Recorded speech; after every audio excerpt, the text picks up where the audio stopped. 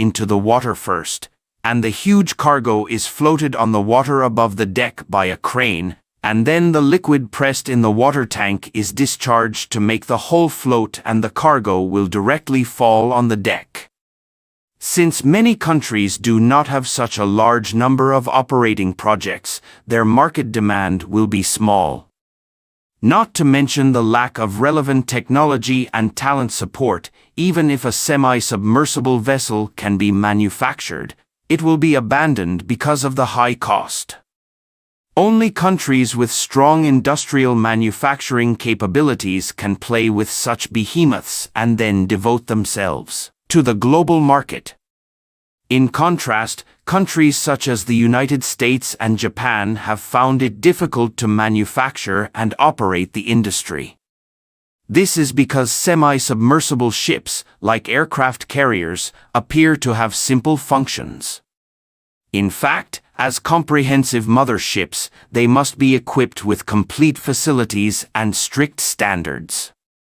As long as a technical standard fails or a certain infrastructure is lacking, it may cause huge losses.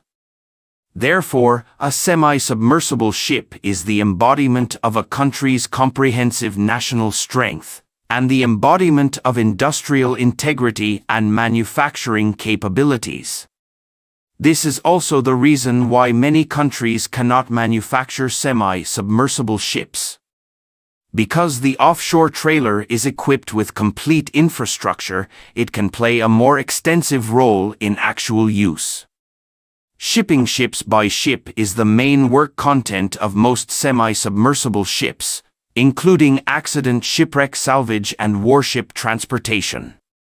For example, China's White Marlin used to salvage and transport South Korea's Shiryu. During salvage, the ship will dive to a depth of 20 to 30 meters underwater, take the ship in need of rescue into its arms, and then float away by surfacing. Incidents of U.S. warships colliding with ships also happen from time to time, and the number of U.S. warships is particularly large. It is difficult to guarantee that similar accidents will not occur in future exercises, and semi-submersible ships are generally used to deal with these accidents. However, the United States cannot independently produce semi-submersible ships, and can only rent them from China or the Netherlands. Therefore, semi-submersible vessels have always assumed the role of offshore trailers. On the other hand, with the deepening of deep-sea oil exploitation, it has become a difficult problem to operate offshore. First of all, the overall oil exploration platform and drilling rig are very large, looking from a distance like a small fortress built of building blocks, with a maximum size of tens of thousands of square meters. One can imagine the difficulty of transporting such a behemoth to the sea. Coupled with the deep water and big waves at sea, if the infrastructure is not solid, it will cause huge accidents. At this time, with its open deck and huge load capacity, the semi-submersible ship can easily carry an oil exploration platform wider than the hull. Moreover, due to the high proportion of volume submerged in the water, it is not easily affected by the waves on the sea surface, and can maintain better stability. It is suitable for use as a working platform on the water, so that the staff can also walk on the ground at sea. In addition to civilian functions, semi-submersible ships also have high military development value.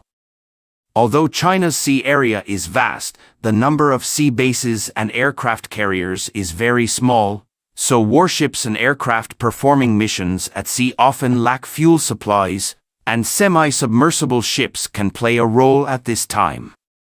The military semi-submersible ship Donghaedeo fully possesses such capabilities. Because it can accommodate dozens of helicopters on its vast deck and store sufficient fuel resources, it can be used as a mobile sea military base. In addition, ships, submarines, tanks, armored vehicles, large-scale engineering structures, etc. can also be transferred by towing or carrying. On July 10, 2015, China's Donghai Island semi-submersible ship joined the South China Sea Fleet, known as the Chinese Navy's first new concept mobile landing platform ship. In fact, as early as 2011, the United States has already started to invest in the research and development of military semi-submersible ships. Once it is used on a large scale in the future, it can double its ocean-going troop delivery capacity. According to calculations, a military semi-submersible ship can carry a variety of helicopters and fixed-wing fighter jets, and at the same time carry 1,000 fully armed army officers and soldiers, and more than 100 tanks or combat vehicles. The cavalry force projection capability is more than 5 times that of the U.S. active amphibious assault ship, and the future can be expected. The future of military semi-submersible ships has a broad space for development. China's military strategy has always focused on defense.